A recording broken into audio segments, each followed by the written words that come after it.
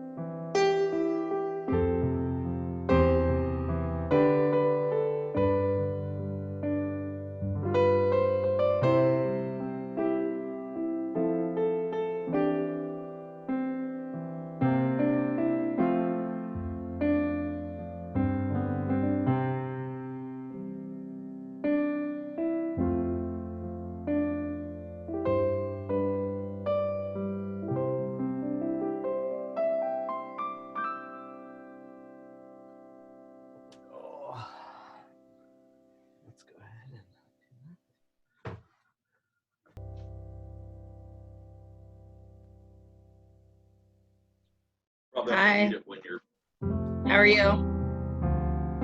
Good, how are you? I'm good.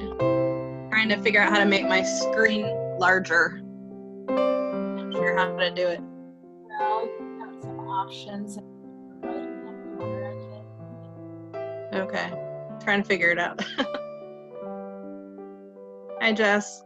Hey, what are you trying to figure out? How to make the screen bigger? Actually, I think it is. I think it's just his screen that I'm seeing. Oh, might be. There we go. There we go. Now I can. There we go. Oh, that was the share The share Yeah. screen. Well, Gotcha. that's sort of like pre-music. Yeah. Is anyone gonna be offended if I eat my sandwich so I can take my medication? No. No, okay. No. I'm gonna offend anyone. I like. You know, Nikki, I think you have a window behind you that's a bright light. Is there any way to turn? No, I have no. Okay. Hold on. That's Is that better? Okay. I'll try to just put my head. Yeah, we don't have a curtain for that one. That's better. Sorry. Okay. Just remind me, and I'll try to keep my head like. In the middle of the window. Yes. I feel Just like keep I your have head a up, big, Nikki. I'm trying. I feel like I have a big enough head to like handle that, but Megan. we'll see. Hey, Megan. Hey, Megan. She's connecting to audio. Yeah. Yeah. All right. I'm gonna take a bite of food so I can take my medication. Hey, Megan. Hi, How are you? I'm doing okay. My dogs might be loud, so we'll hope that they behave themselves. That just adds to the Zoom atmosphere. Yeah, that is true. That is true. Yes. Everyone's welcome to say something. There you go. Yes, I have a puppy now, and she has discovered the sound of her voice, and she likes to hear it. And I'm like, ah. So you may hear her bark. There, what? Yeah, you'll. I have somebody stopping by, so they're all gonna bark. Just so you know. Just so you know. They're all gonna bark. Hey, John. John. He knew of John. years. 20 years now. John and I get to go to Israel together in March. Maybe. Awesome. Maybe. Maybe. Oh, right. Maybe. What are you up to, John? I'm a music director at a Lutheran church in Westchester. Okay. York, Westchester, New York. Hey, Marcy. No, Westchester, Ohio. Oh, sorry, I'm from New York. So when you say Westchester, my brain goes to New York City. Sorry. Where's Westchester, Ohio? North of Cincinnati. Ah, okay. Oh, My another. grandson was just down that way to pick up a new bicycle yesterday. Hey, Ryan. How are you doing? Just, Ryan, you got some peach fuzz, man. I have let it go for a while. Got a little something right here. Yeah. Something. He's an animal. Do I see a little gray in there?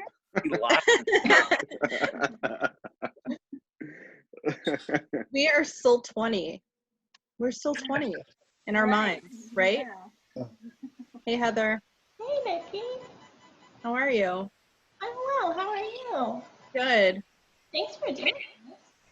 Yeah, I enjoy when you play your clarinet online. Thanks. It makes me happy. Aw, me too. You're very sweet. Hey, Angel. I haven't seen you for 20 years. I know, long time no see. I know. What are you up to? I am teaching elementary music and have been in West Jeff since I graduated. So Cool. yeah. I think Tiffany's having issues getting on here. I will ask her to start the video.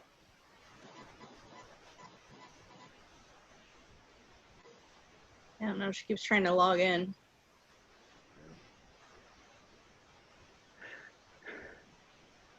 Hi. Or Jessica's got a friend. Yeah, that's Nico. She's going to get in here. I think she's getting her sound up. hey, Sheila. Hi, Sheila. Hi. Hi, Sheila. Hi, Nikki. Hello. Hi, Sandy. Hi. Well, hello. There's a gallery view. Hi, everybody. Now, just so you know, Jessica, Megan has a cat, or Megan has a dog, so Oh. this. Well, my dog is laying behind my chair, so. Oh, that should be fun too.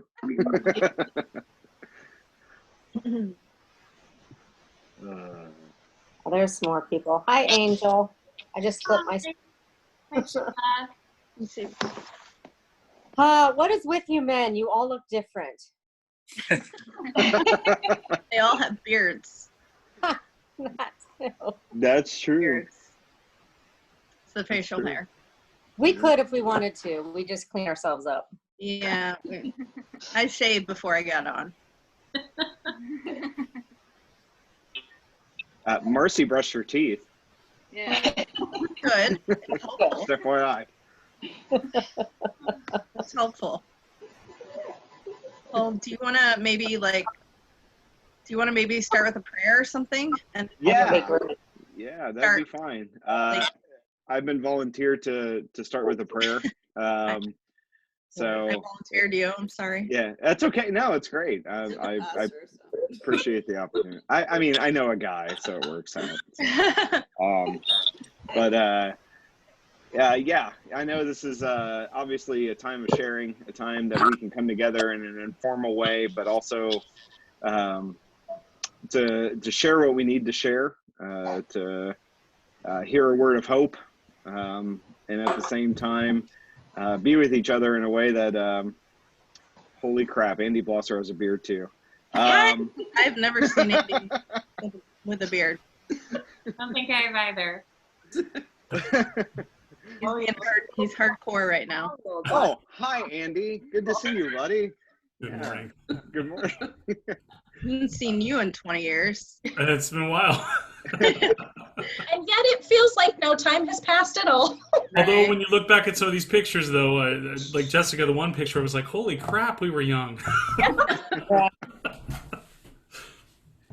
Yeah, well, Nikki asked me to start off with a prayer. There's a tradition in the faith tradition that I practice, and I'm not going to say, it will be a little Christian for those of you, just for everyone to know, because I am a Lutheran pastor, so that's kind of where I'm coming from, but I'll try to keep it open as well. Nothing really formalized, just a prayer. So if you can, assume your personal prayer positions, and I'll just lead us in a brief prayer, no sermons or anything like that. Okay, I promise. All right, so let's pray. Holy and gracious God, we give you thanks for today, and it sounds odd to say that we're giving thanks to you because our dear friend Andy is gone from this life. We know that death is a part of life, but we also know, God, that it's really, really, really difficult for us to miss someone so young, to miss someone who is gone way too early from this world. So, God, we know that we call this day good because you are the God who supports us all the day long in this troubled life. We know that you're the ones that as the shadows lengthen and the evening comes and the busy world is hushed and the fever of this life is over and our work is done, you call us home. You say that even in the midst of hard times, you're going to be with us. And we know that you are. Thank you for being with us. Thank you for giving us grace and mercy and love. We ask that you heal the broken in heart and bind up the wounds of the afflicted, especially Andy's family, his children, his close friends, and his students. We pray that you would strengthen us in our weakness in this time of sharing, God, in this time of seeing each other, even if it's been 20 years, feeling that connection to each other. Thank you for this opportunity. We ask and pray that you renew our trust in you, that by the power of your love, we shall one day be brought together again with Andy in the fullness and the wholeness that you provide. And God, we pray this all, not as we ought, but only as we are able. Amen. Amen. Thank you, Aaron. You're welcome. Yes, thank you.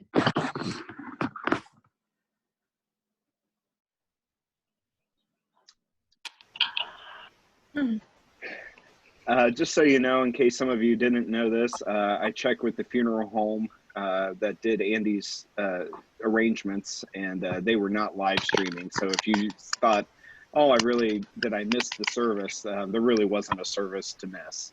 It was family and friends, and they were not live streaming anything. So just FYI.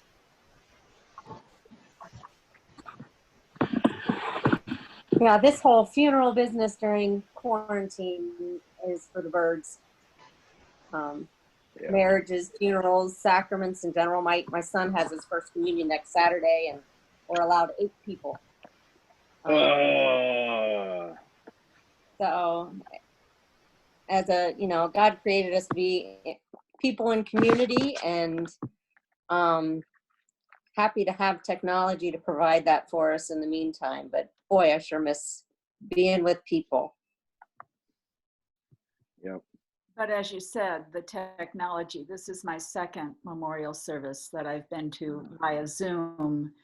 And while it's not the same as being together in person, I felt, each person had the opportunity to share and be heard. And it was so interesting to hear everybody's connection to the person. The other one was for a friend of ours who lost life to COVID-19.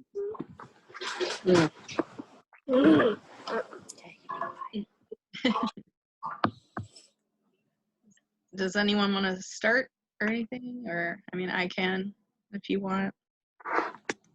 I just, kind of like Sandy was saying, or Mrs. Matthias. I feel weird calling you Sandy. Well, it doesn't matter. It's okay to call me Sandy. I just thought it would be nice to try to, get together and do this. I knew Andy, and as I posted, I'll just repeat kind of what I posted on the site, the invite. Just that I met him prior to college. I don't know if any of you are familiar with Ohio Honors Chorale, but it was a choir that toured Europe back in the day of high school students, and he and I happened to be in it the same year, so he's a year younger than me. But so it's it's kind of intense. You get to know people pretty well when you're at a camp for a week, and then you're on a bus with them for like 3 weeks. So, and you're singing songs together, and you just get to know people really well.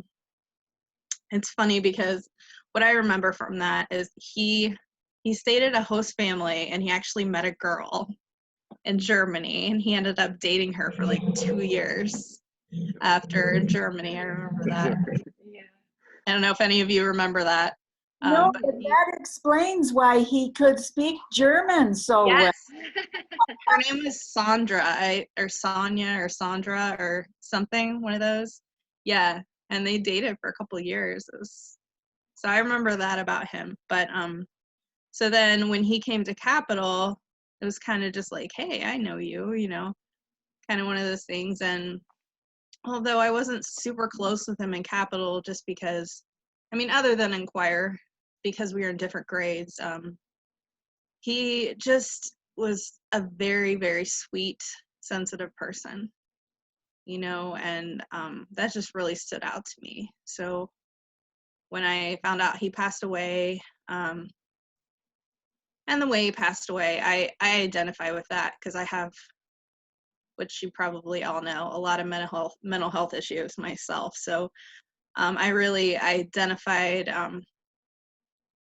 with, it's hard when you get to that point in a split second and you have to decide, you have to make a choice, and I'm sad that he didn't feel he could make another choice, but I've been there, so I don't judge him for that at all.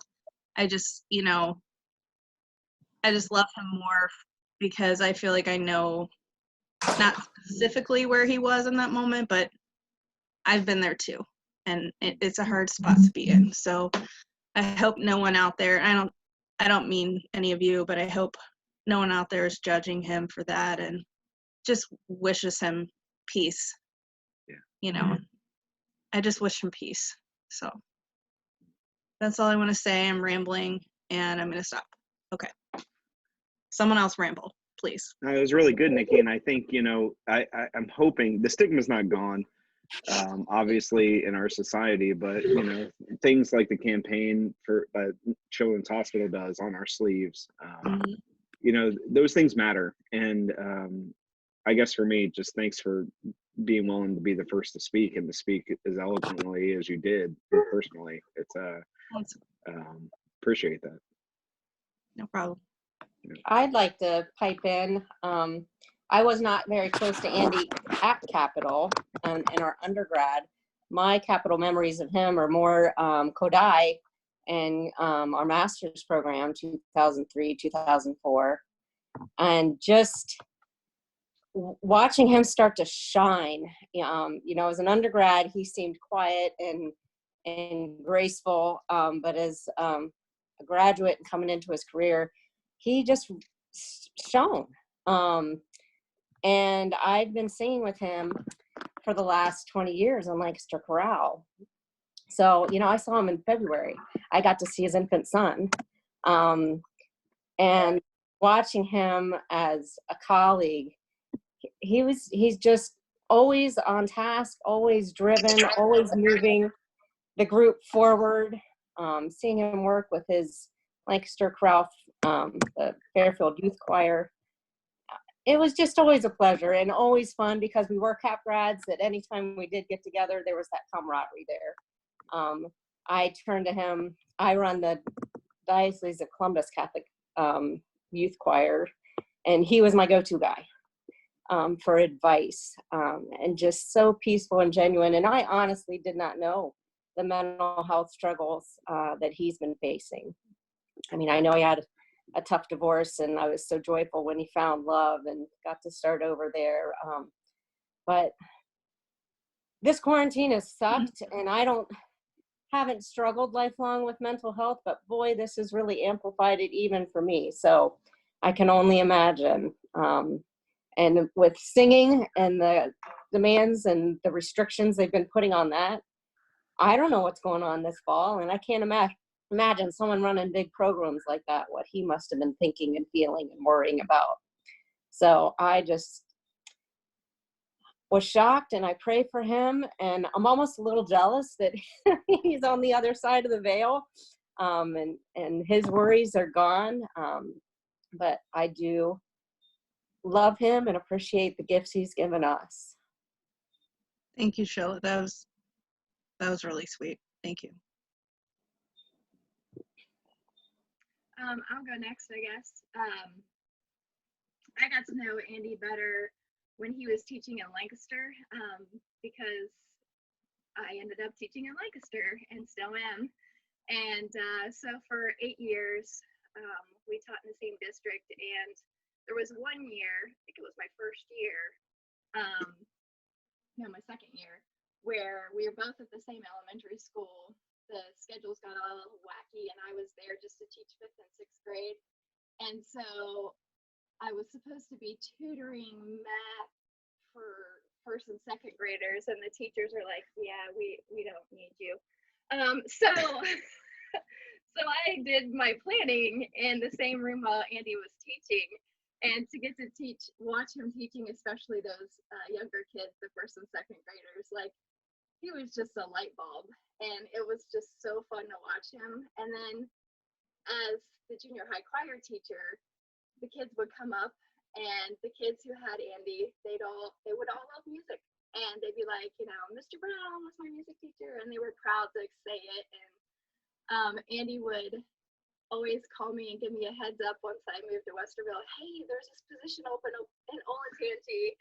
And I just wasn't ready to make the switch, but he was always so nice to give me a heads up. And of course, we kept connected through LFYC because, of course, he would recruit kids through my choir program. So it's, I think back on his laugh, and when he would just one of those guttural laughs, and it was so fun to hear.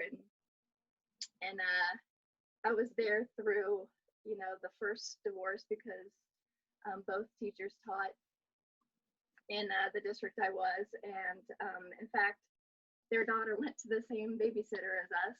And so it was really hard to see both of them struggle in different ways. And Andy really, really took it hard.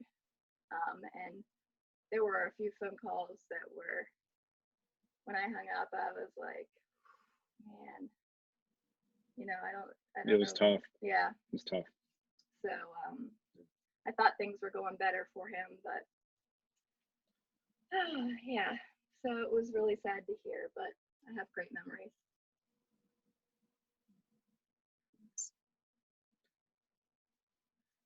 To go off of what Marcy said, just so the screen keeps staying in the same place. I some of you may remember I started out as a music major until they asked me to stop, and which is fine, by the way. It's totally fine. Totally fine. I was your theory tutor. You totally could have kept going. When one door closes, another one. That's right. I'm just saying. He's doing what he's supposed to do. God had a plan. I got to meet her and all of you, and so it worked out well. Anyway, but that being said, one of the things I really liked about Andy that I don't know, no one spoke to yet, but something that really spoke to me about him was, it's okay. He kind of carried a chip on his shoulder. I always found that he kind of carried a little bit of Andy against the world kind of mentality. And I really like that because I don't know if you knew this, but the reason I became a music major is because my high school band directors, my percussion instructor and my director, I said, I might want to be a music teacher. And they said, you'll never make it. And that's why I became a music major. And so I kind of recognized that a little bit in Andy. And I really appreciated that. And then being able to video Marcy's concerts, one of her concerts was a joint concert between both the junior highs and the LFYC. It was actually LFYC and Bruce Swank's choir. That's what it was, Bruce Swank's choir. So just being able to video that and to see Andy flourish, it was just, for me, I thought that was really, it was very inspirational to me. So that's all I'm going to say.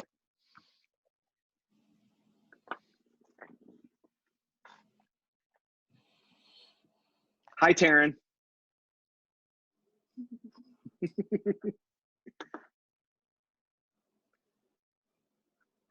I was going to wait until all of you had your opportunity, but since there seems to be a lull in the conversation,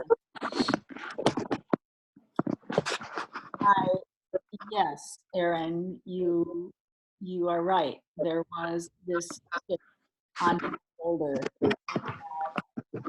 As his advisor and his professor, I always kept urging him to see the fine qualities that he had. And I think he always was striving to be better. And he, to see him in student teaching and then to follow his career these past 20 years, to see him as a master's student. I don't think there was anybody in this world who worked harder than Andy. And it was always against himself, that he had to be better, he had to be better, he had to be better. But he just came alive in front of young people.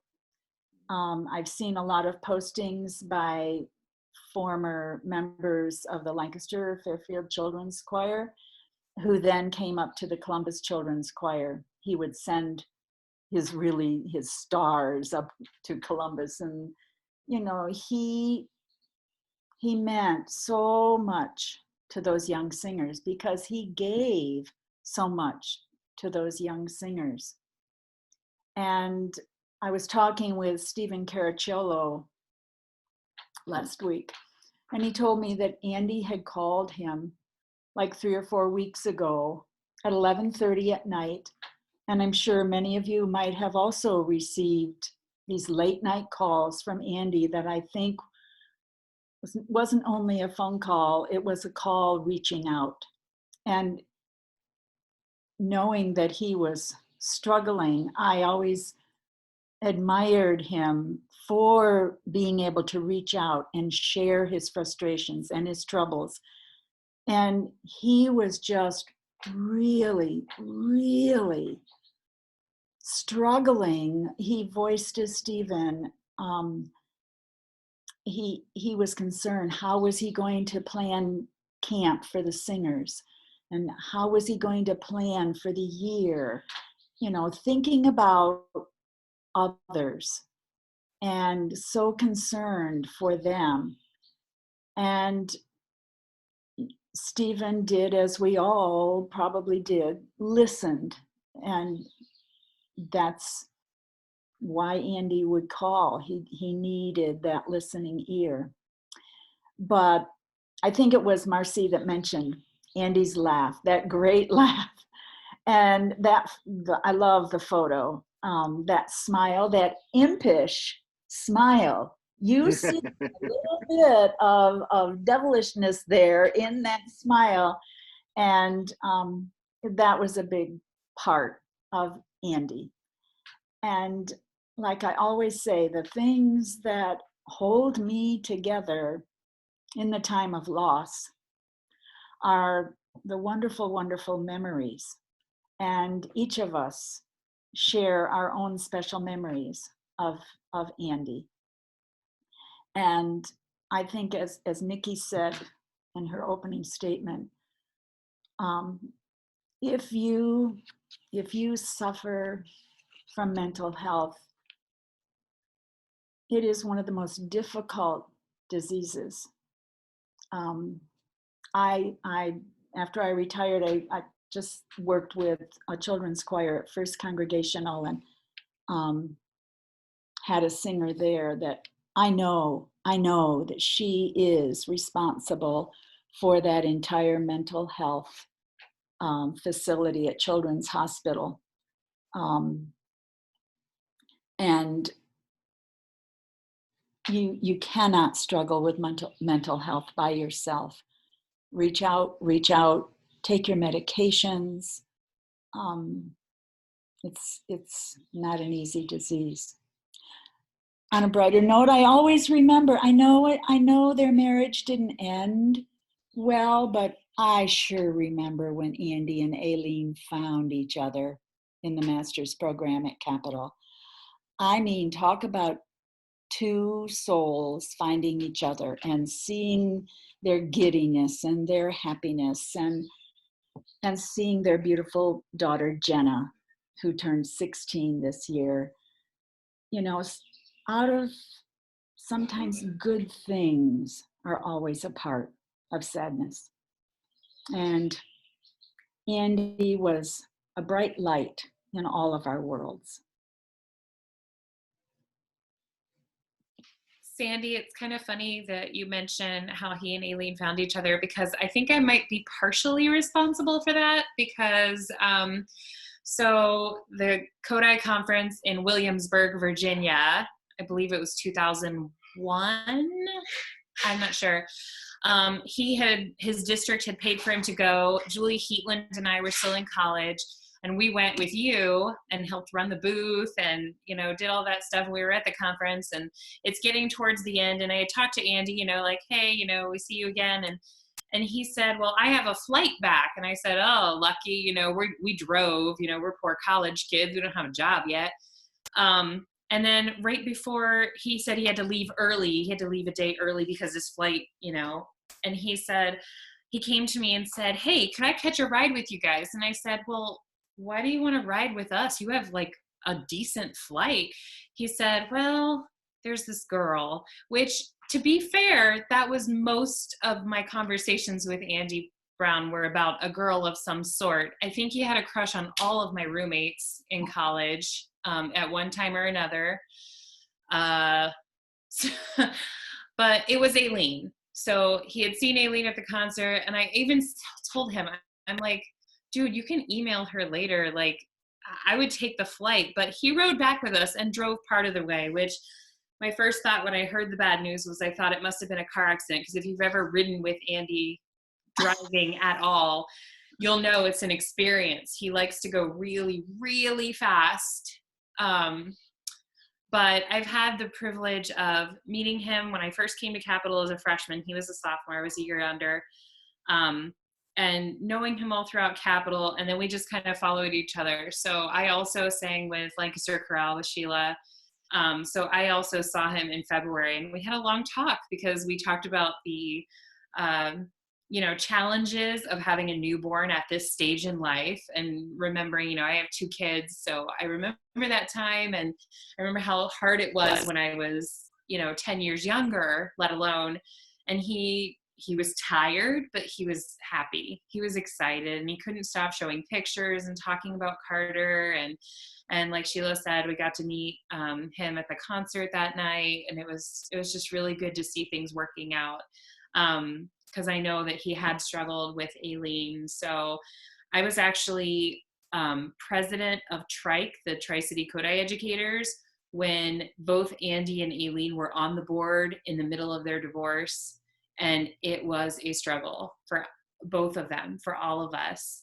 And I know that he had a hard time with that. So when I heard that he was getting remarried and about Carter, it was just one of those, he has finally found his place. He is doing what he loves. He's with kids. He's successful. He's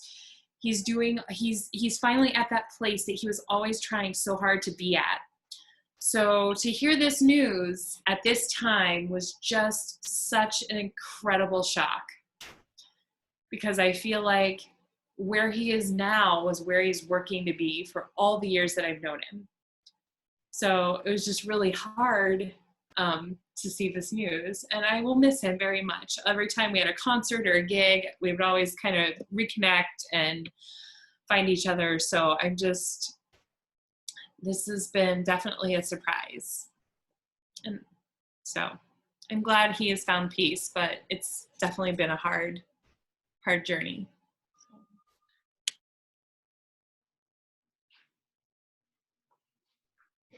One of the times that I know I was back at Capitol was for a trike for one of the picnics during the summer that we always have during the master's program. And it was around the time of his divorce. And we just sat in one of those little alcoves like we always used to do in choir before concerts, although the chairs are much more comfortable now. And we just sat and talked, and I got to listen to him, just share some of his struggles and his joys too. And that smile, I'm always gonna remember his smile. And it was there the last time I saw him at the OAKE National Convention in Columbus. And, there's always a hug, and there's always a smile, and there's always at least a 20-minute conversation of, what have you been doing, and what awesome things have you done? And it's breaking my heart to read every post from his students. It's just breaking my heart, because he touched so many lives and brought them to so many wonderful things. He's taken kids everywhere and helped them get to other ensembles and to college. And it's just such a loss for all of us and for all of them and the students that hadn't yet gotten to have him yet. And speaking of girls, I think one of my favorite memories of Andy, and I think it was Nikki, he had told Nikki that he thought I looked like a ballerina from a music box during one of the musicals. I think it's because I was so freaking pale. But it always makes me smile. I have pictures from that show, and I always remember that. And he never ever said anything to me, of course. And I remember the apartment above graders. We were in choral methods, and we had a project. And I remember sitting on the floor. He had brought a whole box of music he had stolen from his high school. And, and we just sat and went through different pieces of music for whatever project we were doing at the time, and just singing through them and laughing. And those are the things I'm gonna hold on to, because I know the divorce was hard, and I know he always strived to be better, because he could never find that space where he was good enough for himself. And I was hoping, he was so happy, and, having his young ones, that, he was in a good place, and we never know. And dealing with some of my students during the shutdown, and conversations, and getting them to the doctor, and talking to their parents, I know it's there, and you may not see it unless you're just there at the right moment. So just keep listening, and I'm going to keep remembering that smile. Jessica, I'm gonna just so you know, I'm recording this for anyone who wasn't able to be here with us, but I'm gonna try to edit out the theft. Oh, now of those old pieces of music that accidentally stayed in our folders, right?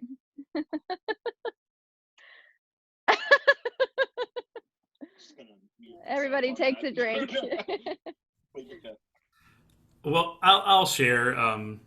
Andy and I roomed together our sophomore year in Schaff Hall in the Fine Awful Hall, and the sophomore year was a hard year for me, and I know it was a hard year for Andy. I remember kind of going back on what Dr. Mathias said about just struggling against himself, but Andy had some hurdles that were kind of put in his way. I remember some really dark moments in our sophomore year where an unnamed professor told him in a session, handed him a drop slip to change his major, and that just, pardon the language, just pissed him off and fueled him to push and do what he's done. This is gonna paint me in a really bad light. That sophomore year, with the hard classes, we were commiserating on musicianship 3 and 4, and all of that stuff. But I was still dating a girl from high school, and so pretty much every waking moment that I could get off of campus, I would go home. And somewhere in the middle of the fall semester, I happened to be on campus for something, probably a Chapel Choir concert or something, and Andy and I had a moment just in our room sitting there, and he said, Andy, did I do something wrong that you don't want to be around me? And I felt that it's just something that's stuck in the back of my mind with Andy. That being said, Andy and I, he was a good friend, dependable, and he was one of those people that, even though we didn't run in the same circles after we graduated, I would be called to sing with the Lancaster Chorale, do some solos, or sing at this, or came and worked with the men's section one time with Bob, when Bob was the director. And Andy was one of those people that I would always be able to just pick up with him where we left off. And I always appreciated that about him. It wasn't work. It was genuine concern and care. And I'm heartbroken by this. Because too, excuse me, it's a beautiful thing that we have this stupid Facebook thing to keep up with each other and follow each other and see what's going on in lives. And I knew that he had such a rough end to his first marriage. And I was just so happy to see that smile with his second marriage and him beaming, holding his new baby. I was hopeful that this struggle to find something, peace, be content. I was hoping that Andy finally found that. And mental illness it's a horrible thing. My sister in this past year has been hospitalized twice, and I going and visiting her in an asylum. I can't even begin to tell you what a horrible, horrible thing that is. But the thing that just keeps going through my mind is I'm actually working on a recital, and there's a piece that I'm singing. It's the Ben Moore setting of the Legal Vinishri, and the whole story of that poem is just wanting to get away from the mess and finding peace. And I hope he's found that. Sorry. Thank you for sharing that. And please remember, you can have, like with mental health, you know, I've also, like I was hospitalized 3 times a couple years ago too. And sometimes that's what you got to do, you know? So your sister's doing the right thing. So, you know, and just let her get the help she needs. And the thing we need to remember is you can be having a perfect life. You know, your marriage can be great. You can have a new child, and unfortunately your brain just may not be right. You know, you can, that's the hard thing about it, you know? So please don't anybody, and I found myself doing this too. Don't second guess yourself, like I should have known, or I should have, you know, and I know we all want to beat ourselves up about it, but you just can't know. They don't know. You know, they don't know until it happens, you know?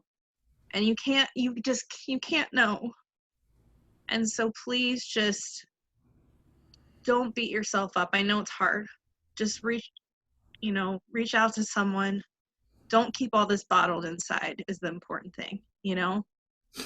Reach out to somebody on here. You don't know me super well anymore, but I'm always here, you know? And I'm glad your sister, it's hard to go visit somebody when they're, you know, locked up. But she's getting the help that she needs. And sometimes you need that. You need to get away and get your meds fixed. And that's all it is, you know? That doesn't mean that there's anything wrong with you, you know? Okay, I'm done preaching about random mental health. I'm sorry. On a lighter note. I'll be back in a minute to preach some more about it. Okay, no. On a lighter note, I will also always remember Andy always had the makings for the best cup of coffee in our dorm room. It was always dependable with his espresso machine.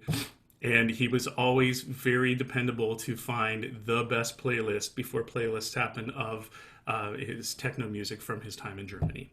So that is something that I will always remember about Andy. Was that the David Hasselhoff mix? I can't remember. Well, he had that as well, but... Well, and if I can say this too, if anybody ever needs anything from a pastoral point of view, I'm always open. I'm not just open to the congregation I serve. If anybody ever wants to say anything that's held in the bond of confidentiality and you don't have someone else to talk to, I think I'm present enough on social media, you can probably find me. But please feel free if I can ever be of help.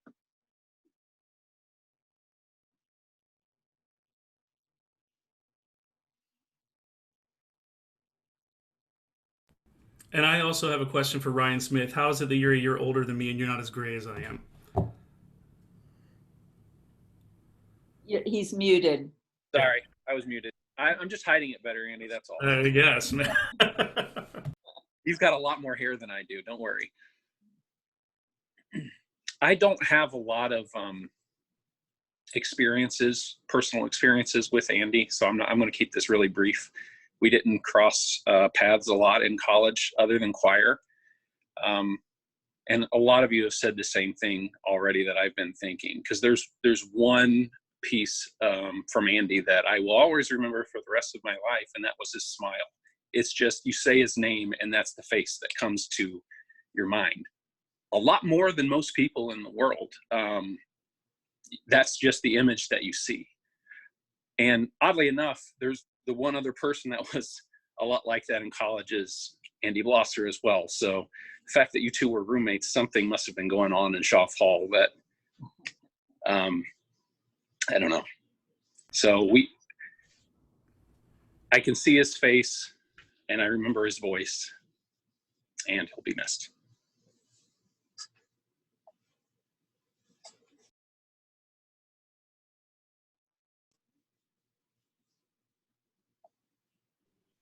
I will go and try to, hopefully my dogs will not freak out. They are right now. We had a bad storm a couple days ago and a huge tree was down, and they've been working to take the tree away and working to restore power. Luckily we have a generator, and everything. So they're very antsy right now. But I remember Andy, well, first, his love of all things German. That's like my very first memory of him is like, oh, this is the German leader guy. Oh, this is the guy that's obsessed with German. Like, those are my first thoughts, you know, as a freshman coming in. And then getting to know him through choir and through Phi Beta, and just all of the work he did there, always willing to pitch in and do anything, and always the first to sign up for various projects we would do and service events we would do and everything. Such a generous heart. And I am glad for Facebook for reasons of being able to keep up with people, even though we don't get to see each other all the time. And being able to keep up with him on there and knowing his joys and his struggles through that was very important to me. And again, I haven't seen him in person since college, but thinking that he had found that happiness and that bliss finally was a beautiful thing to see. And seeing his pictures with Carter and everything was very special. And I hope that he has found peace. I know that he's singing and smiling up in heaven. And I also remember one of the years of choir, he stood kind of right behind me. And so I remember hearing that beautiful, beautiful voice, rich voice right behind me. And I'll remember that for a long time.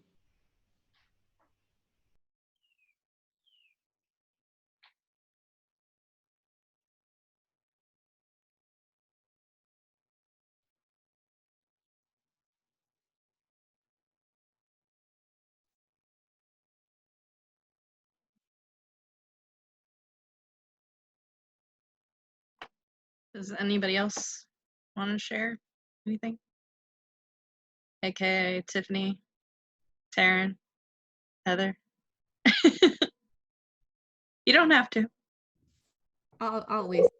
Hi everybody. Anyway, I was kind of in the same boat with Ryan. I knew Andy a little bit from, you know, the education path and from choir, and every encounter that I had with him, he was also always so supportive and always had a smile on his face, and those are the things that I will really remember about him. That he was always he just had a kind soul and a kind heart.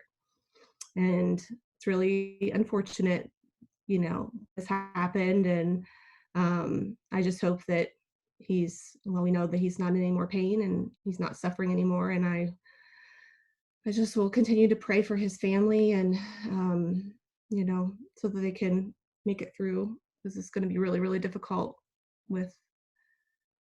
for the children. I worry about them the most, but I hope that if his wife watches this, that she knows that he did make an impact on so many lives, and we're grateful that we had that time to know him. And that's all I have to say. And if you guys visit his obituary, one of the things I think, Tiffany, you kind of made me think of it, and that is that there's a scholarship fund for Carter in particular that's been developed. So in case any of you want to donate to that, again, that link is on that information is on his obituary. There's also one for his older daughter, Jenna, as well. I don't have the link to that right offhand, but I could put it on this page later. There's a separate one for both of his children. I don't have too much to say. I'm looking here and I think I'm the only instrumentalist that's here. So I didn't have the connections that you did through choir, but like Megan mentioned, it's really good to hear your voice. It's been a long time. Phi Beta was my connection with Andy, and just like everybody else has mentioned, it's just his smile that I'll always remember. And he, like Megan also said, he was always one of the first to do whatever, because Megan followed my footsteps through Phi Beta. So it was really nice to have somebody like that in the organization. And Like Tiffany said, I just worry about the children. As you see, my clingy one, she's finally found daddy, I think. So and my kids heard that I lost a friend, and they're worried about that too, because they can picture what their lives would be like without daddy at home. So, yeah.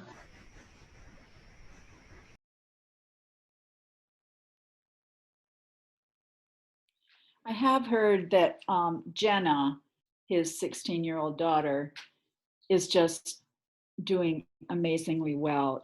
She and Andy's mom, her grandma, are bonded at the hip, and I think she's been with her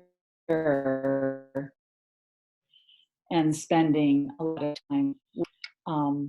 And I think that Jen has been also giving strength to Aileen, and to hear all of you speak to finding peace and happiness. That's what we all want for everyone. But for Andy, and Stephen said the same thing, to see him with Carter in his arms, he said, Andy, you are just beaming. I have not seen you this happy for so long. And that's why I think all this seems such a shock to us all, that to have found this happiness and this joy, and to other things that were fighting against him, but he is at peace. And you, as I look at all of you and think of the amazing things that you all, including Andy, have done with your lives in the past 20 years, since being together as students at Capitol, is simply a very special gift to each other. And the fact that you have come together to remember Andy is so very, very, very special. I've been sitting here with tears in my eyes for Andy, tears in my eyes, thinking of all of you. We as human beings are all gifts to one another. Thank you for being such a gift to me, and most of all, to Andy. Thank you, Sandy. I was thinking too, listening to everyone, we all noticed that he had a difficult journey and powered through, and we all saw him come to this point where he found his joy, right? He's got a new marriage, a new son. We saw him experience that, and there's a divine choreographer who knows what's best for each of us. And he led Andy through the end of his dance. And he got his peace and his happiness. It may look very ugly to us, but we are on the side of the broken world. And God calls people home in lots of ugly ways, but he allows us the opportunity to participate in his beauty while we're here. And it is just remarkable. I mean, we all chose to go to Capitol. And because of that decision, our lives took on a certain direction. And I would often think about, had I picked that other school, who would I have met? What would I be doing? It wouldn't be this group. And I'm just very thankful that this is the path that God led me on. And this is the path that God led Andy on, and each of us together. And so I am certain that he will carry Andy's wife, Katrina, and his children. They will be given the grace that they need, and they'll be put on the path that he needed them on. And we all have these ugly bumps in the road. And so I, as Aaron stated at the beginning, thankful for this day, thankful that God has led us here and has bonded us in such a way. So there's beauty there. So what I hear you saying, I mean, I'm the non-music graduate, so you're saying that Andy's song has a Picardy third? For sure.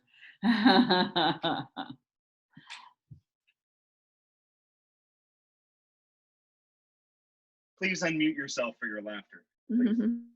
I take back that comment about being your theory tutor. Never mind that anymore.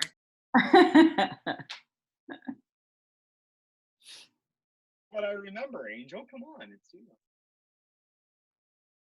Hi, Mindy Hayward. We see you joined us. It's wonderful to see you. It's good to see all of you too. You know, wish it were happier circumstances. But it's good to know that all of our hearts are all together, even if we're not all together physically. I'm gonna be muted most of the time because I've got a loud child over here who's vying for my attention. So, but it's good to see everybody and hear everybody's memories.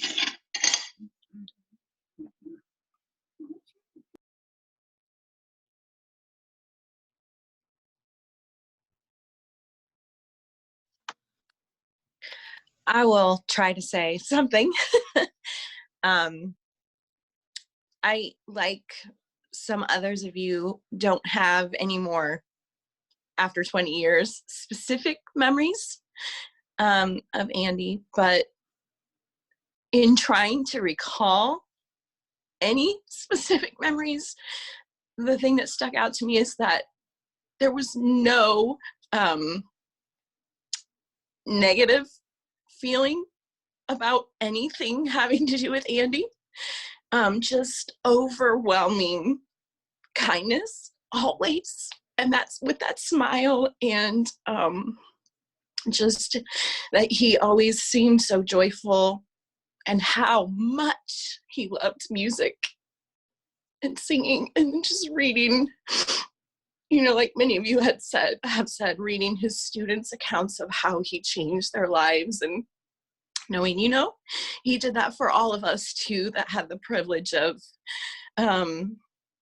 being in his life and him being in our life in any tiny or huge way. And it's just such a blessing to have known him, and you know, that the Lord connected our lives in that way through music and Capital and Phi Beta and all of the different things. And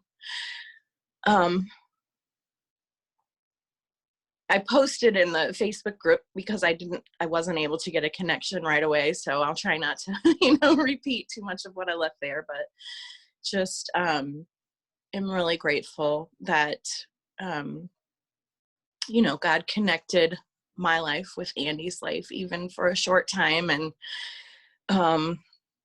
you know, we'll be praying for his family and pray that they have the same positive, joyful memories that will comfort them, you know, as they grieve.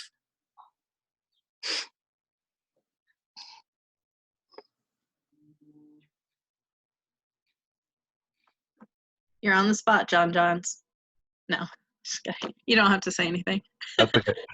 No, I don't know how many people remember. I only lived on campus for a couple years, and really my second year, I only lived there about half the year. So a lot of the time felt outside of the community at Capitol. Oddly enough, the people I was closest with are actually, many of you are in this room. So it's interesting that this is what brings us all back together. I've even seen some of you relatively recently. But one of my strongest memories, because I was always, I drove from Dayton a lot to get to school. And so I would sometimes show up kind of ragged, and I'd get to Chapel Choir, and sometimes my brain was just not there, but Andy was sitting next to me and was always so gentle and kind, trying to help me get my notes together, trying to tell me, oh no, we're not supposed to breathe there, or oh, we're supposed to cut off there, or just even though we probably hardly ever talked, outside of those moments, he was just such an influence, keeping me together and keeping me musical. And I'm sure that's what a lot of his students have experienced with him in the 20 years since then. In a time when people really could have treated me like the outsider that I felt like sometimes, he always treated me as an equal there.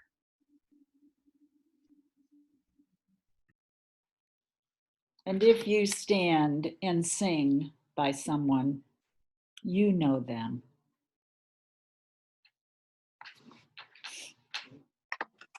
I know my She- several years in Lancaster Chorale, I got to stand between Larry Brown and Andy Brown. And the way Bob Trocchia does his choir, it was always mixed. And I love that because I didn't have to stand next to a soprano. And it was usually the baritones and the basses. And it was a joy. It was a joy. Both Brown boys are joyful men. So yes, you do know them.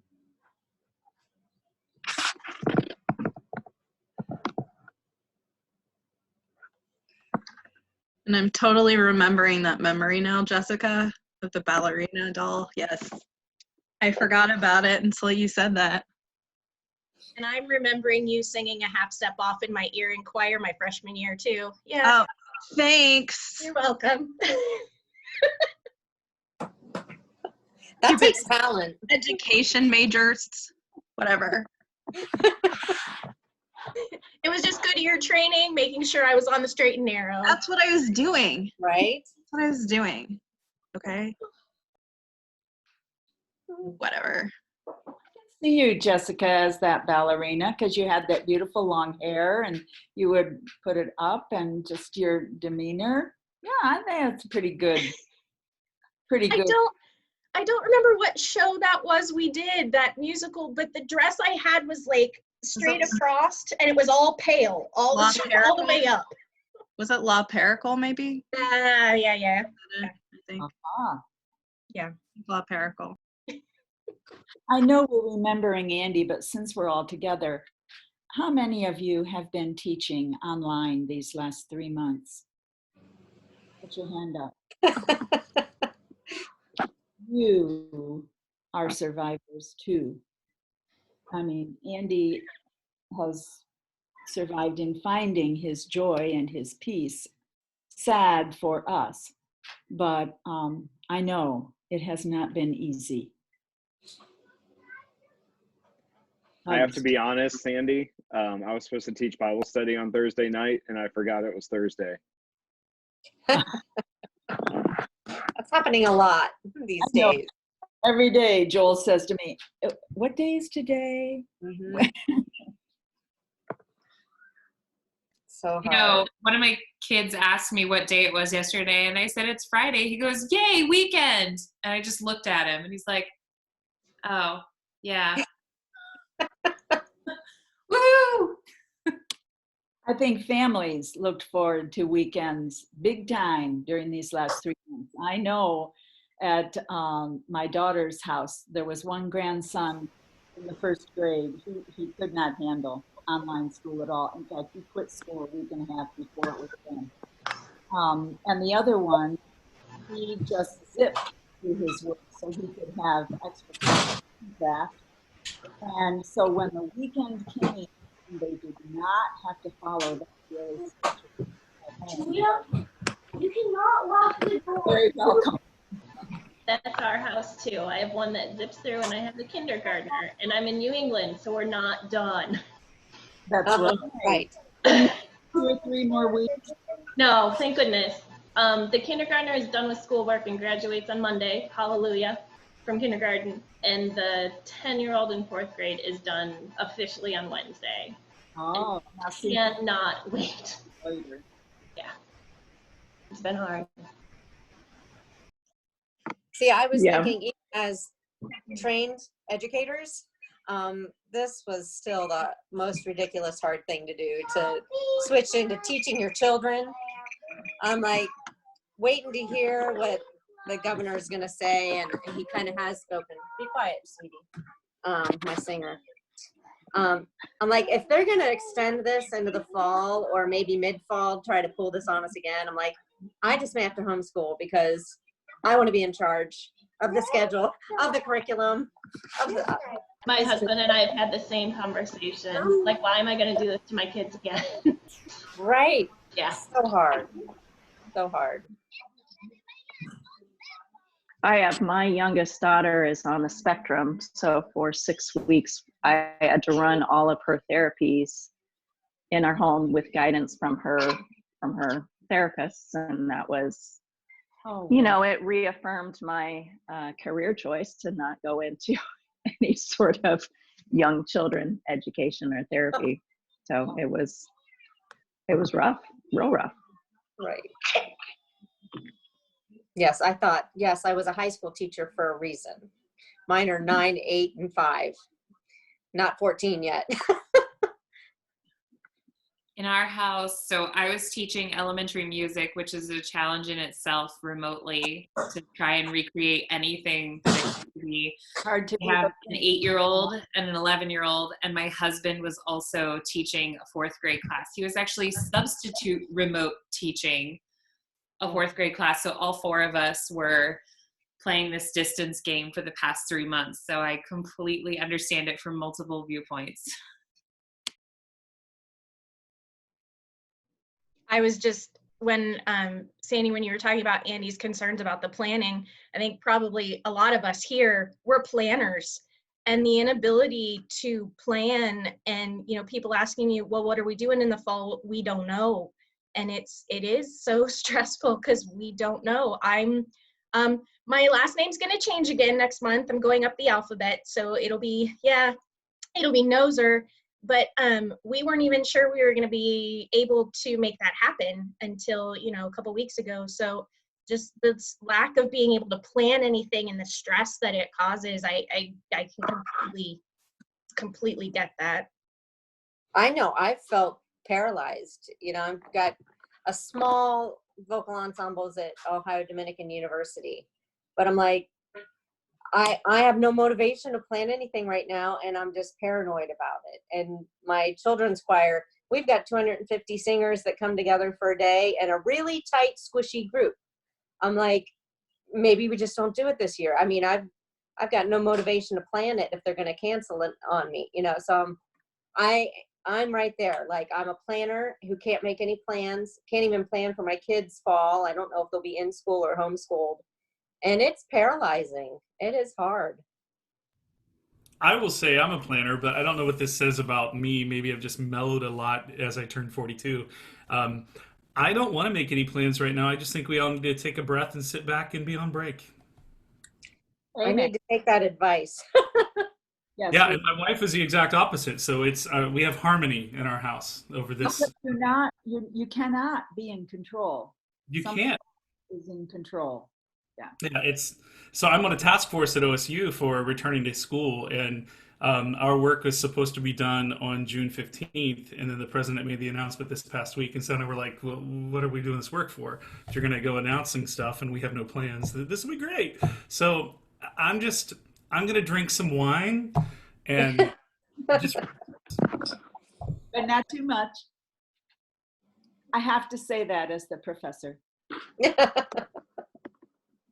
Ditto as the pastor, by the way. A woman president at OSU now. Pretty exciting, and her credentials and accomplishments are incredible. I'm excited. Yes. I'm not excited to try to sing in church, by the way. Not excited. Just FYI. Yeah. Aaron, do you have congregation in the building yet? No. Yeah, we move not tomorrow, but the following Sunday. We're bringing people back in. Yeah. Wait, those of you that are church people, when are you all talking about going back in person? I'm just curious. Nothing is new, but it feels like we are at First Congregational Church now, next to the Art Museum, which is a fabulous, fabulous church.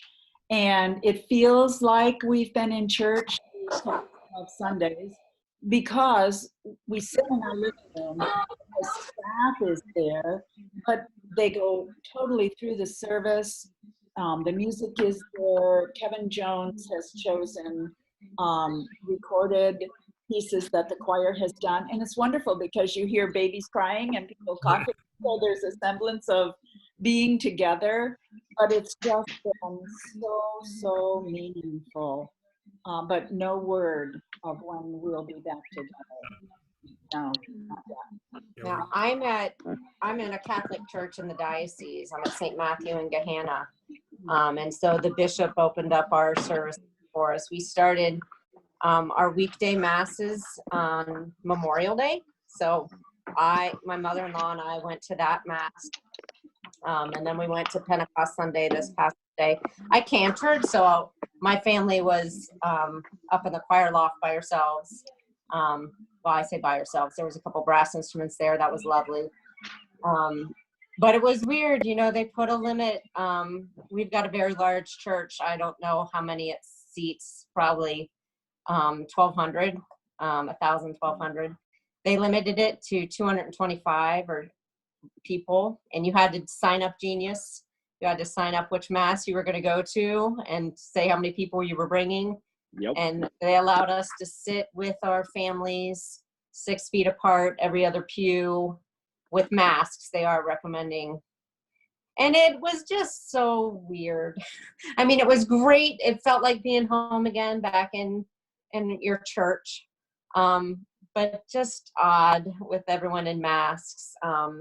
And the recommendation not to be singing, also very odd. But it's not stopping people. The people in the pews, if the music ministers are going to lead music, there are going to be people out there that are going to sing. So depending on how strict you want to be about music, it's going to be up to the music ministers to decide because if you've got singers sitting out there, we don't know how to be quiet.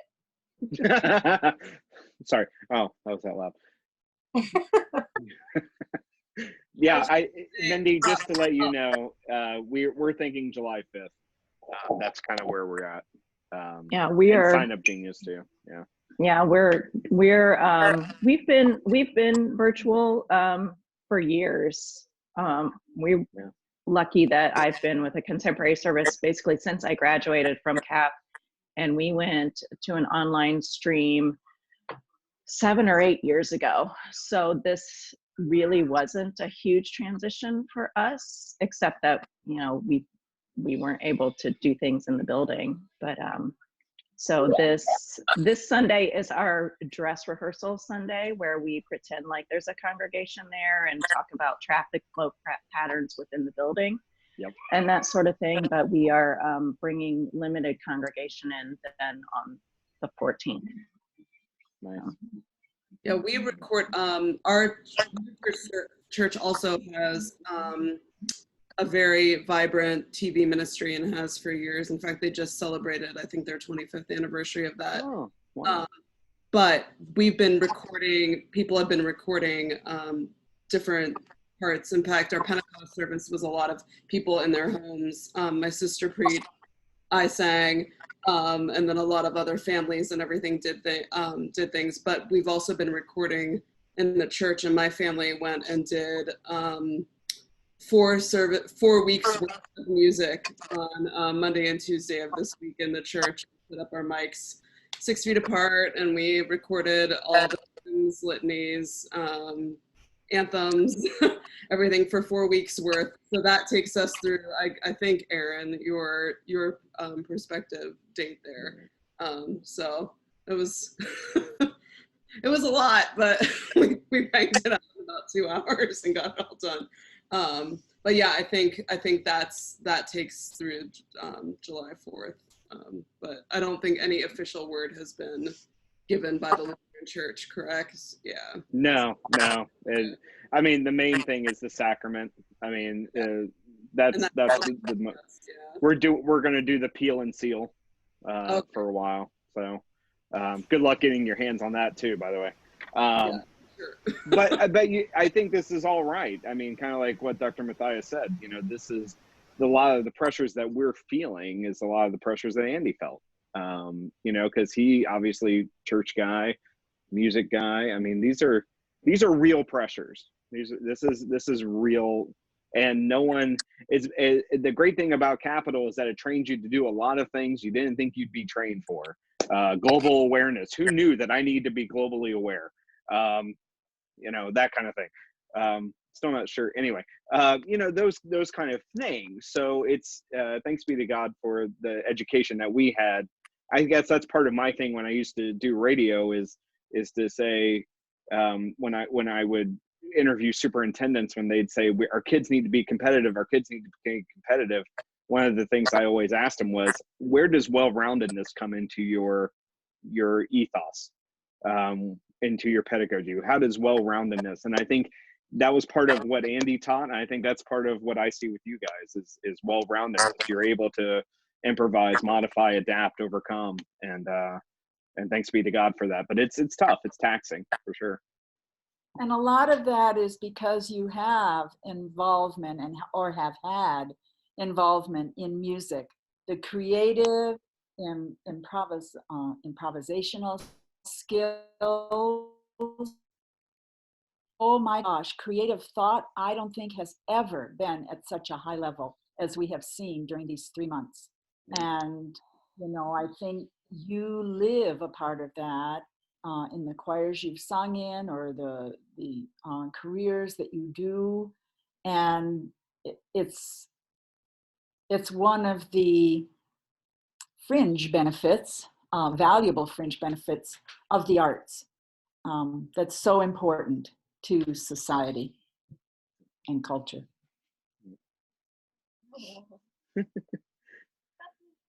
I live in Illinois, and things don't feel very hopeful for ever opening anything up. But it's really wonderful to hear all of you talk about. I only teach privately in my home, and I've only had one student who's been able to continue online. But my daughter, my oldest daughter, is a freshman majoring in music education, choral music education. And we've had a lot of talks about, does she change her future career goal? Well, she doesn't want to do anything else. But we've also talked about how much all of this has impacted and made us all struggle with our mental health. And it's just very encouraging to hear all of you address it. And, you know, and Dr. Matthias to talk about, we can do it. We have the creativity. We're musicians, so it will be okay. But just wanted to say that. Megan, your dog seems to be having a nonverbal conversation with us right now. Yes, she's shunning you. There we go. Say hi, Molly. Say hi. Oh, she's more interested in the tree being taken care of. Oh, there we go. Oh, never mind. That's your doodle, right? This is one of them. This is Molly, and Finley is somewhere else. I have a doodle too. I have 2 grand dogs that are double doodles. Oh, dude. Oh my gosh, they look like small ponies. Mine thinks he's a lap dog. He's 60 pounds and he's on my lap all the time. I'm sorry, what are they called? Doodle bops? What? Double doodle. My grand dogs are double doodles because the mother was a Labradoodle and the father was a standard poodle. Okay. So then you get a double doodle. Yeah, mine's a poodle with a golden doodle. Yeah. So I have cats.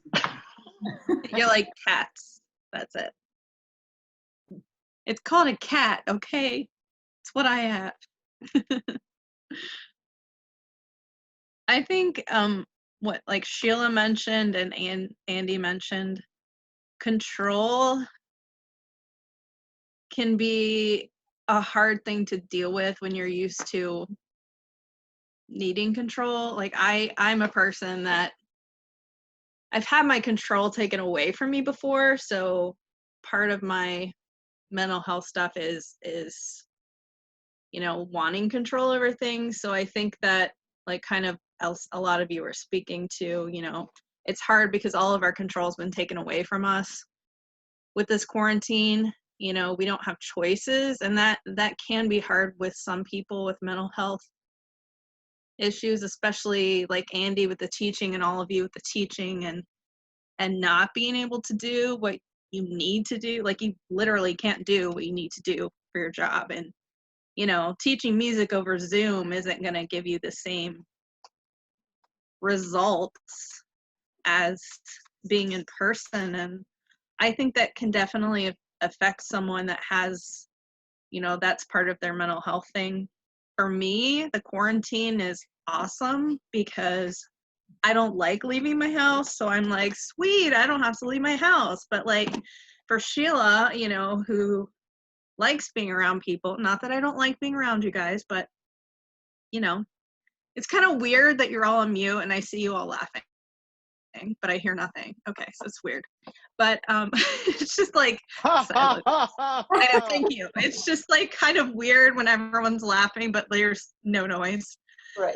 But, you know, so maybe that was another thing that he was, you know, that was hard for him, you know, because for me, I'm like, sweet, I can stay at home and not do anything. And I mean, I'm working from home, but, you know, I don't have to go out. And for other people, they need to go out. So, you know. Well, and people have been given time, and a lot of people aren't used to having right time. And That's what are you going to do with that time? Yeah.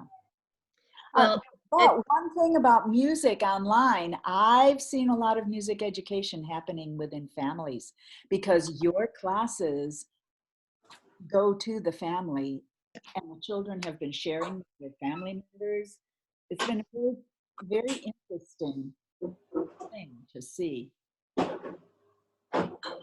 The conversations I've been having with my kids about having time, they're having time in here, and the only voice they're hearing is what's in here. They don't have the chatter and the other activities and the constant movement of a school schedule.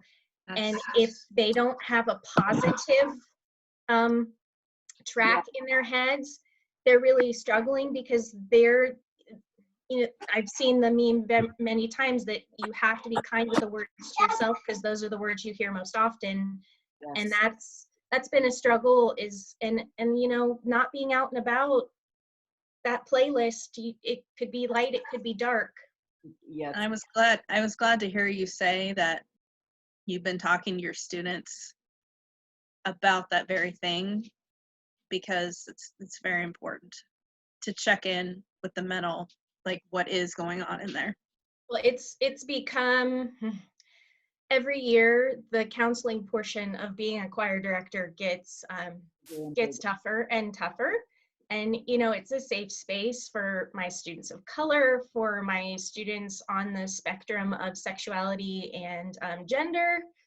Even in my little tiny rural school, I've had 6 trans kids in the last 3 years, which is really tough in rural Ohio. And then these kids are struggling with things we would have never dreamed of growing up, like never. And yeah, the counseling portion is getting more and more. And I've had lots of those conversations, and, you know, talking to parents that, yes, this is a real thing. And yes, you need to take them to the doctor. And, you know, it doesn't mean you have to be on medication, but it might, you know. And, you know, my brother struggles. So, you know, I know how to have some of those conversations from that perspective. But it's getting tougher and tougher each year.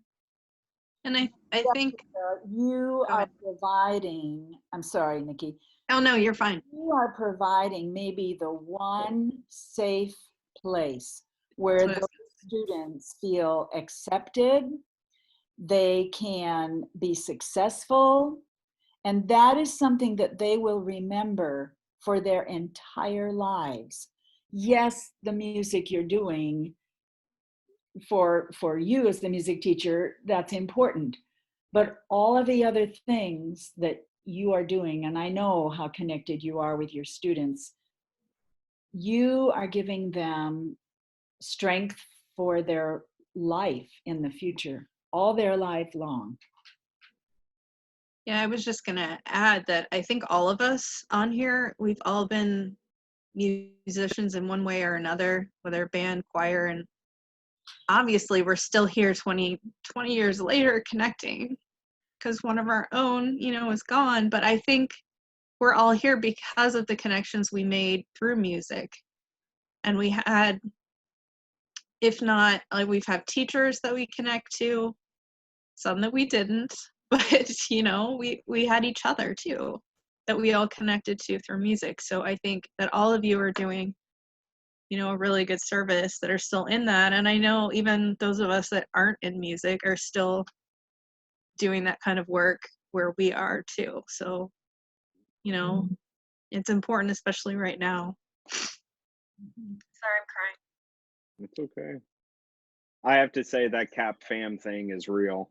I know I kind of thought it was like, when I was an orientation assistant, I was like, okay, what are we doing here? But it really is. I mean, even when I came back to Capital as a professor, being able to connect with the students and being able to connect with the faculty, it meant a lot. It meant a lot. And for us to be able to just come together now, I mean, this is, I'll be honest, I'm not really good at friendship stuff because I don't know why, but I've never really had like really super tight, close friends.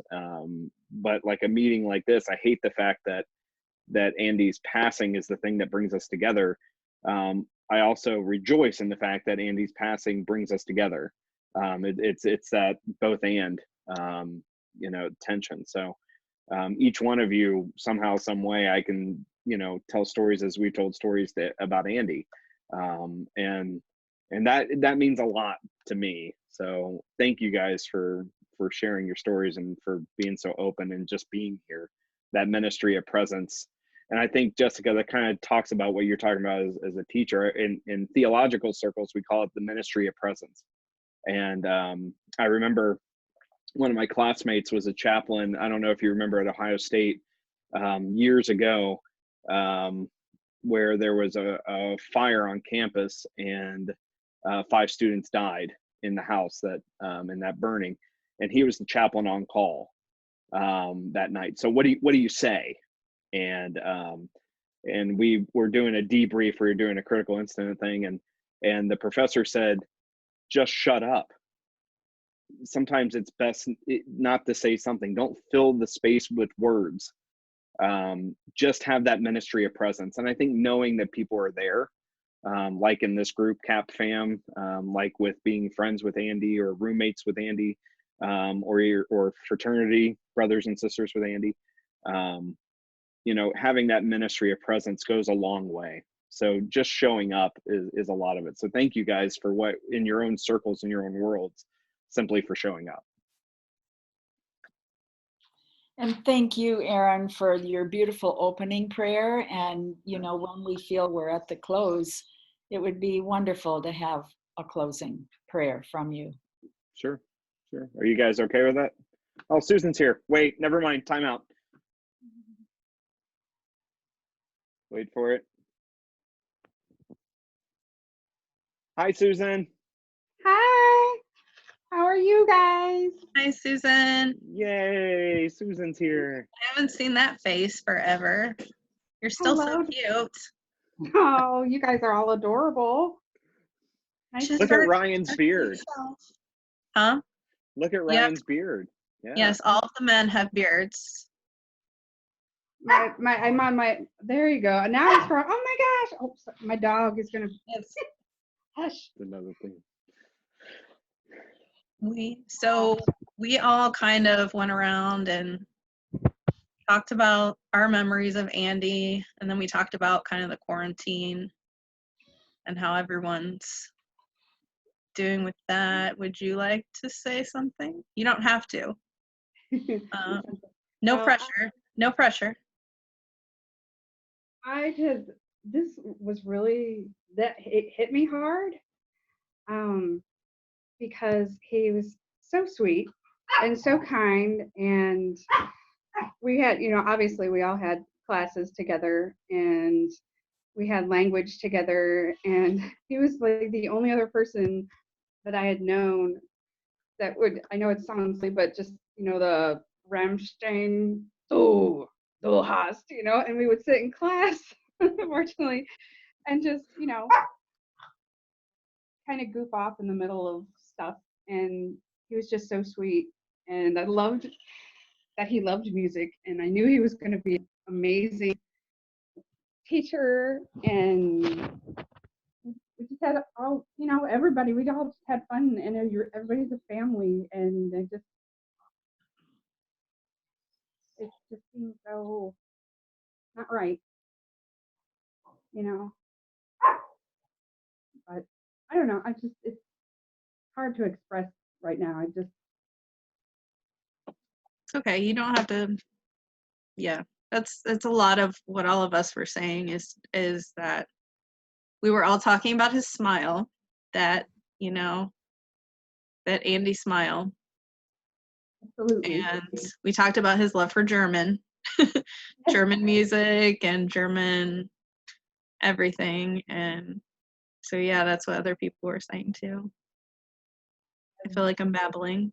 Anyone else want to babble? Well, it's hard though, as it's been so many years, and keeping up on Facebook is totally different than when you are in your memories. Your memories start to pan out into a bigger view instead of just little moments that you remember right after college. But everything, and you know what I mean, like just the little intricate memories fade, unfortunately. But what does remain is how amazingly kind and sweet, and the smile, so. Yeah. Well, Susan, I know you just jumped on. Nikki, if it's okay, I'm going to end our time with prayer, if that's okay. If anyone else doesn't want to say anything.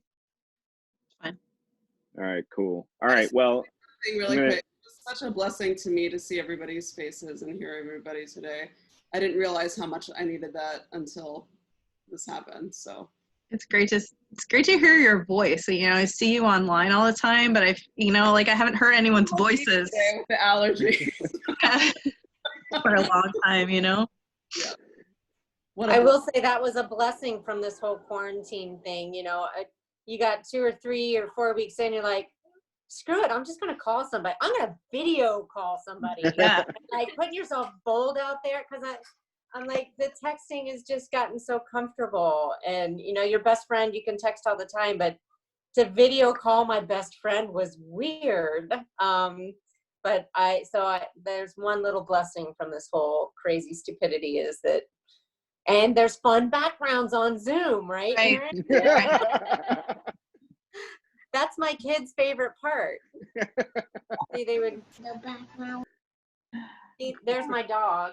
Aww. The background. Lillian wanted to say that she thinks Megan and Susan's dogs are very cute. No, they are cute. And she's enjoying the kitties too. I'm liking all the pets. This is another highlight for me.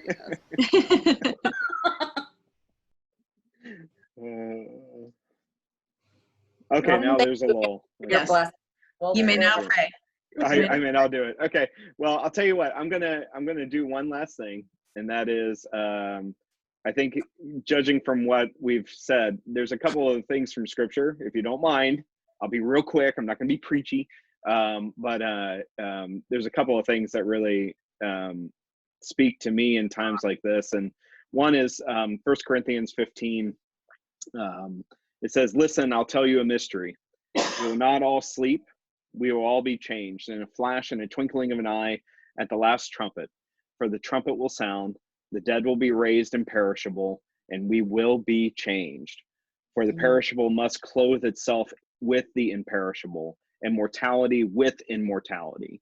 When the perishable has been clothed with the imperishable, and the mortal with immortality, then the saying that is written will come true. Death has been swallowed up in victory. Where, O death, is your victory? Where, O death, is your sting? The sting of death is sin. The power of sin is the law. But thanks be to God, he gives us the victory through our Lord Jesus Christ.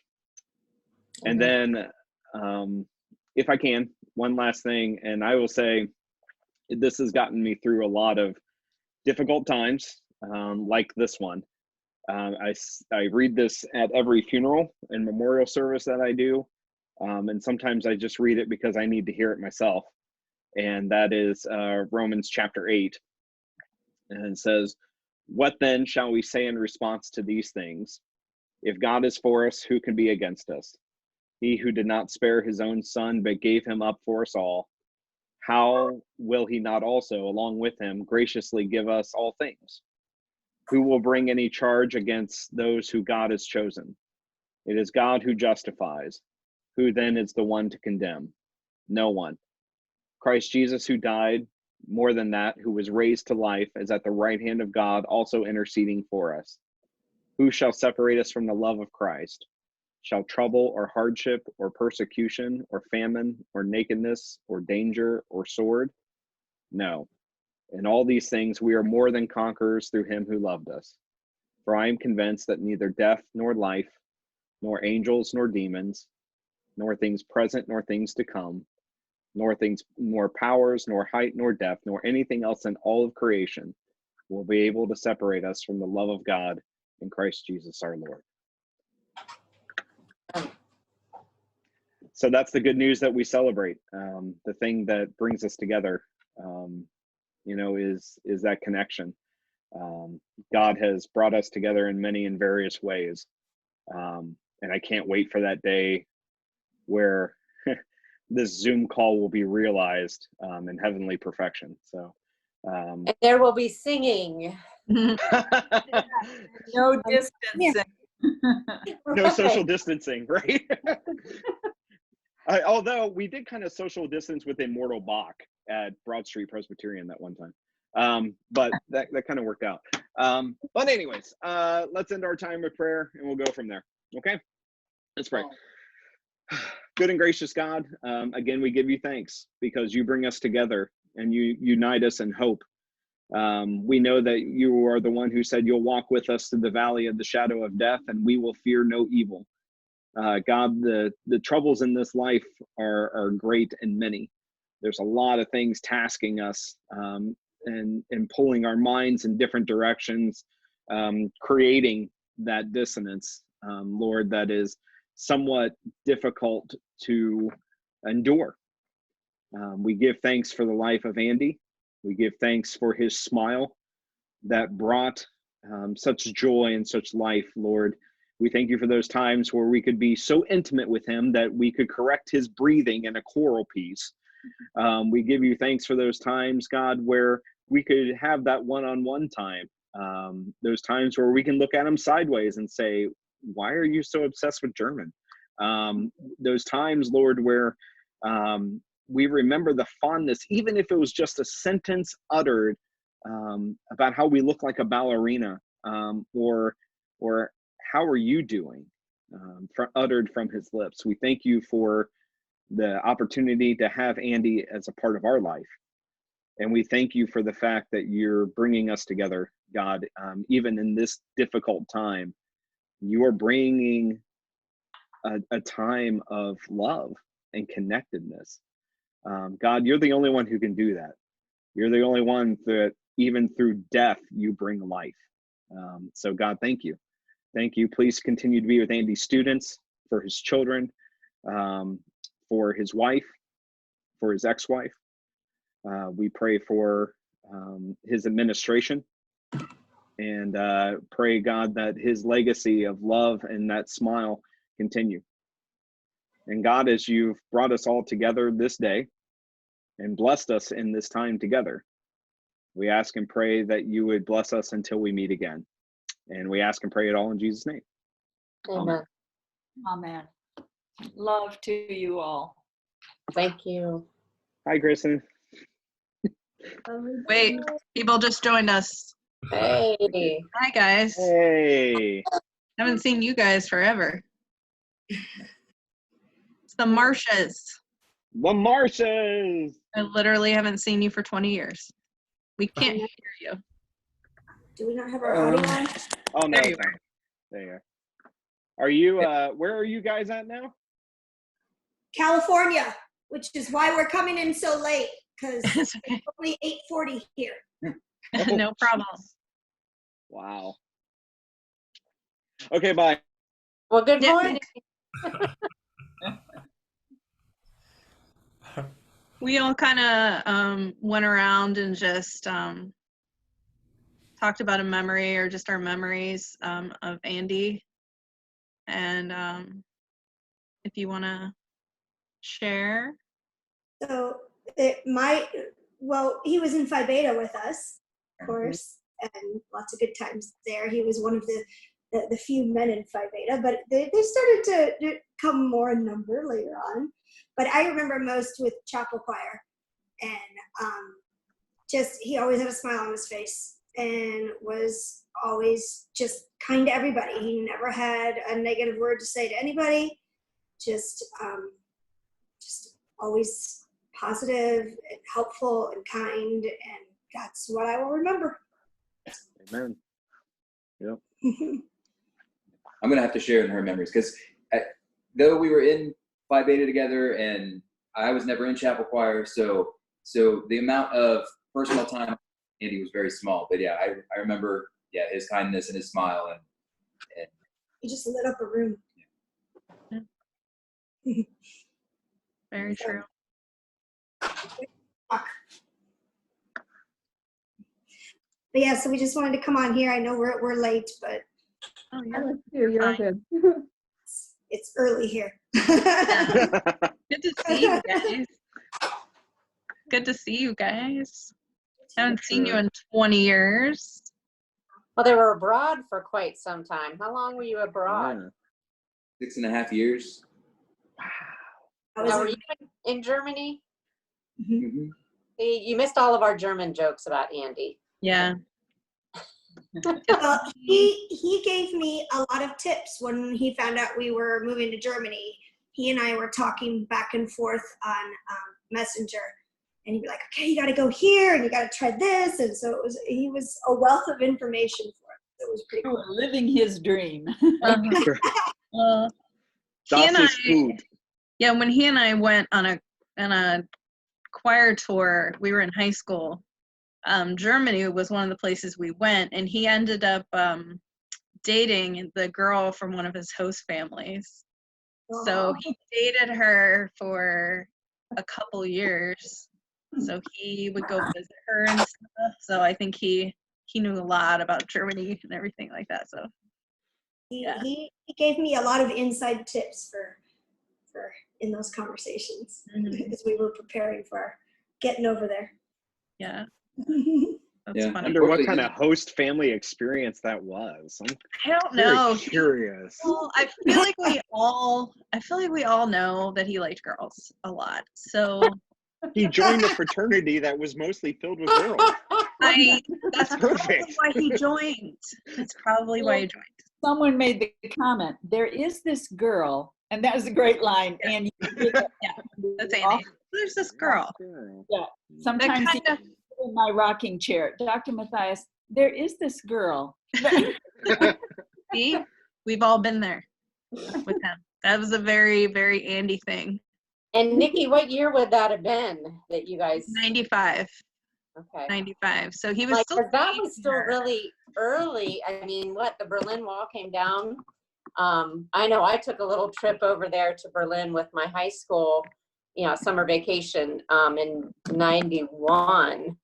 And just the interesting bizarreness of it all. We were the biggest plane to land in East Berlin at that time. We were in a 767, and they had to figure out how to get us off the plane because they didn't have a staircase big enough to get up to us.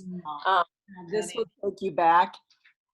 I graduated from high school in 1961, and that was the year the Berlin Wall came down. Wow. Yeah. I was driving with high school friends. We were going up to Canada to the Shakespeare Festival. And we had my best friend's German exchange student who'd come back to to our school for the year. We were so worried that Birgit wouldn't be allowed through the border because she was German. But it was just very special to be together with friends and with somebody from Germany and to be rejoicing together that Berlin was now won. Right. And I wish that that section of the Berlin Wall were in a more prominent place on Capitol's campus. Oh, in the library? It was great. No, Not there anymore.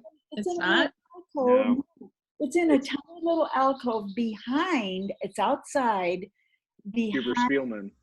Spielman. If you go and park behind Huber Spielman, that's where you can see it. That's a random spot. It is a random spot. Yeah. Yeah, you really have to look for it. You're right, Dr. Matthias. You really have to look for it. Well, I hate to go. Bye, Jessica.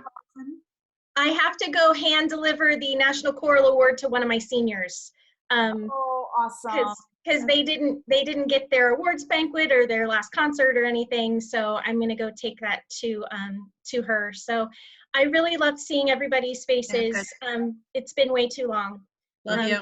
So love you Good all. luck Take with care. everything. Good luck. Thanks. It'll be great. Have a great day. Wonderful to see you all. Awesome. Love to see you all. Bye. All these faces we haven't seen forever. Yeah, what are you, oh, my brain just died. I forget what I was gonna say. Never mind. Happens all the time. You don't know? I get it. Well, I'm going to sign off and find out where my children have run off to in the neighborhood. So beautiful to see you all my Phi Beta friends. I will say I was historian for Phi Beta, I think was the last job I had.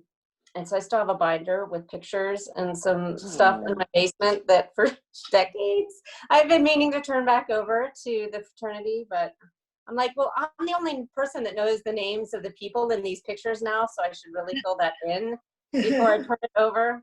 So maybe with this extra time we've been gifted with all the shutdowns, maybe I'll find some extra time, but I don't know. Might be another decade before I turn it in. But it was good to see you all. Good to see you too. And Sheila, just FYI, Matt Pittman says hello. Oh, good. He's my miss youth them. director. Awesome. Yes, the Pittmans. Well, thank you, Aaron. See you guys. Bye, Thanks, Nikki. Nikki. Thank you. I'm gonna sign off too. This one's had enough.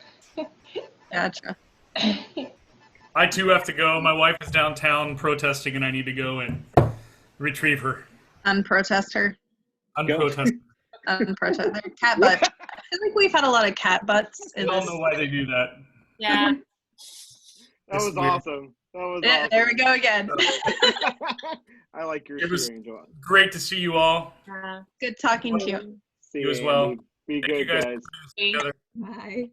Bye. Bye-bye. Cat Well- again? The cat butt again. 3 times. 3 times. Yeah. John, I like your shirt. Yeah, I have a couple few. I'm sure you do. What are you doing now, John Johns? I'm a music director at a Lutheran church in Westchester, north of Cincinnati. You already told us that. I'm sorry. I was asleep earlier. I apologize. Where in Westchester? On Tylersville Road. Really? I used to live off of Tylersville Road. That's where Oh, really? Lakota, when it was the original Lakota, I literally lived right off of Tylersville Road. Oh, wow. Oh my gosh. What church is it? It's Lord of Life Lutheran Church. Is that near Kennesaw Road, you know? It is like on that block, yeah. That's what I thought. I lived on Kennesaw. Oh my gosh. Oh wow. I That's went crazy. to that church before. Oh my gosh. That's awesome. That's so weird. It's a small world. Okay. Thanks, Megan. Appreciate that. Yeah. Show your face. All mine. Show your face. All right. Well, Ryan, I appreciate your beard. I had and I wait, had to hug him once. can you Beard like attacked. Can Ryan move his head a little bit? I want to see the family photos. Oh, I feel like it's far away. Oh my goodness! So you got two, Ryan? Well, it's is hard that to right? do. Yeah. Where's Shelsa? Oh. She said she didn't feel clean enough to show her face. Shelsa. Shelsa. But she was down here listening. Oh, Shelsa. Well, please tell her we said hello. And I think your daughter actually friended me on Instagram. Are you That sitting was here? Are you sitting in your bed again, Ryan? Nope. I'm actually on the couch this time. Okay. Wasn't sure. Just thought I'd check. I actually found the old video of doing Greek God and Goddess. Oh, us doing, yeah. Of us doing summer nights with Matt Parker and everything. Oh man. I don't think anybody has done your dual role better, Aaron. Dude, that was amazing. That was so much fun. That was great. I'll never forget that. Yep. Oh my. And Shelsa made that jacket, if I remember right. Yes, she did. Yeah, yeah. Very talented there too. Yeah. Well, guys, I got to bounce too. I got some other things. I've already done the protesting thing, but I got to. Well, I'm hungry. I'm gonna go It's eat. good to see everybody. Good to see everyone. Yeah, thanks for stopping in, guys. This was Great job, Nikki. great, even though Sorry I it didn't was really so talk. early. I, Or I you didn't guys. really talk that much, but thank you so much for organizing this. This really helped a lot. I mean, thank you. And it was so great to see all of you guys and hear you talk and all that stuff. Now I'm headed to the pool because our little private community pool is open, social distance swimming. So Nice. I got to get these kids like in the water because they're driving me crazy. So I love you all. Remember your I baptism. Remember your Yeah, I know, right? I know. Todd was like, I feel like the pools should all be open because everybody just needs to like get a little dip in the water to get all the yuck and the germs off because I feel I'm surprised that they're not opening more pools and stuff, but yeah, whatever. Weird. But anyways, love you guys. Thank See you, you guys. Chris, and Bye, guys. Thanks, Nikki.